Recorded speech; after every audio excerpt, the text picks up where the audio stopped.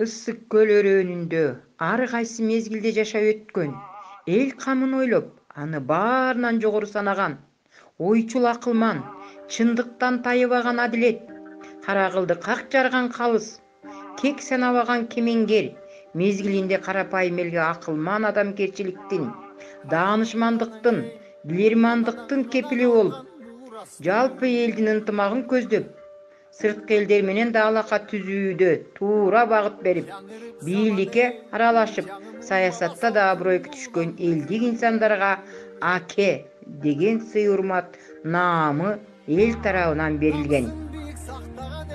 Мындай аке деген сый урмат наамына ар бири өз мезгилдеринде Карга аке, Мойт аке, Сарт аке, Тилекмат аке, Садыр аке, Карач аке, Кыдыр акелер татыктуу болушкан.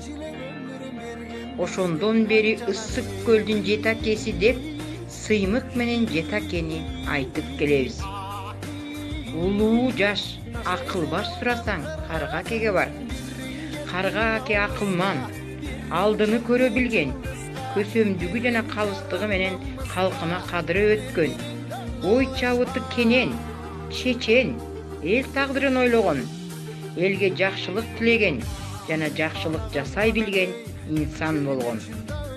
Ал жарык дүйнөгө 1718-жылы келип, 110 жашка жете жашап, 10 уулду болуп, нарк дөөлөттүү өмүр сүргөн.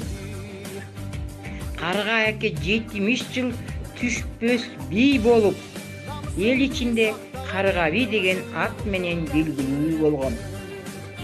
Ыйык бата сурасаң Мойт акеге бар. Мойт аке акылман ойчул, даанышман чечен, сынчы, мүнүшкөр, саяпкер касиеттерине ээ. Боло турган окуяны алдын ала туя билген, көрөгөч адам болгон экен. Мойт аке ар кандай дарттын дарегин, дабасын таамай билген табыкчы дарыгер болгон. Мойт аке бийлиги, байлыгы, мансабы менен эмес, эл ынтымагын, намысын кармап, аке наамына татыган. Нукура акыл сурасаң Сарт акеге бар. Доскулуу уулу Сарт аке коомдук ишмер, ойчул, акылман, көсөм адам болгон. Сарт аке ар кандай сырды ичине сактай билген, өтө сылык, олунуп сөз сүйлөбөгөн, адамдын шагын сындырбаган кыраакы адам болгон. Сарт аке 1780-жылы Нарында Текеселик Кирик деген жерде жарык дүйнөгө келген. Сарт аке 17 жашында Бирназар бийге жасоол болуптур. Кийин Боронбайга кеңешчи болот. Акыл сөз сурасаң Тилекмат акеге бар. Тилекмат Жылкайдар уулу, коомдук саясий ишмер, даанышман кеңешчи, баатыр элчи болгон. 1799-жылы жарык дүйнөгө келген. Тилекмат аке тубаса элчи болуп жаралган. Чукугандай сөз тапкан асыл адам болуптур. Элди каада салтты, үрп адатты катуу сактап, ошол эле учурда ким менен сөздү кандай баштап, кандай мазмунда сөз боло тургандыгын терең билген инсан болгон экен. Тилекмат байлыктын, мансаптын артынан куубаган, эл кызматы үчүн талбаган, чоң кадыр баркка жеткен, элдин урматтаган бийик инсаны, элдин туусу болгон. Калыс сөз сурасаң Садыр акеге бар. Жолболду уулу Садыр аке коомдук ишмер, акыйкат сот, акылман ойчул, айтылуу чечен болгон. Садыр аке 1821-жылы Issык көл районунда Кырчын жайлоосунда жарык дүйнөгө келген. Араздашкандарды жараштырып, дайыма эл кызыкчылыгын коргоп, келечекти көрө билип, элге кам көргөн, асыл максаттуу чыгаан инсан болуп калыптанган. Карачтай шыдыр таамай бол.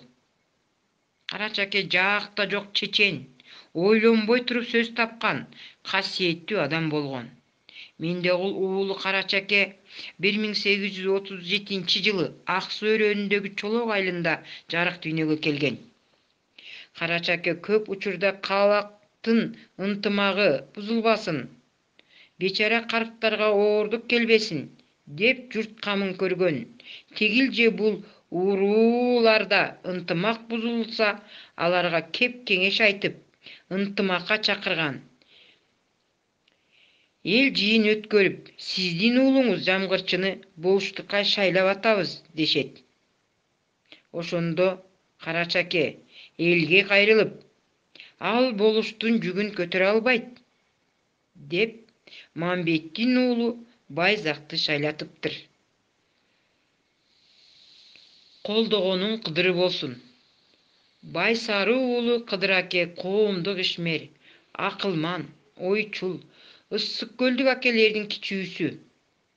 Кыдыраке 2 доордо өмүр сүрүп, 2 доордо тең журттун биримдигин ойлоп, тентегин жөнгө салып, баарына тегиз мамиле жасаган кадыр барктуу зор инсан болгон. Кыдыраке Аксы өрөөнүнүн алыскы Сары Жаз жайлоосунда 1843-жылы жарык дүйнөгө келет. Акылга бай, келечекти көрө билген, калыстыгы менен бүтүндөй эли журтуна алынган Кыдыраке 18 жашында болуштукка шайланат.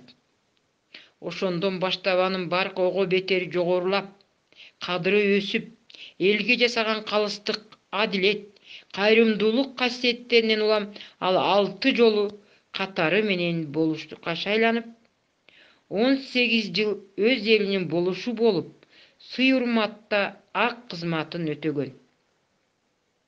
Үркүм мезгилинде орус менен кыргызды ынтымакка чакырып, Кыдыраке көп элди өлүмдөн сактап калган экен.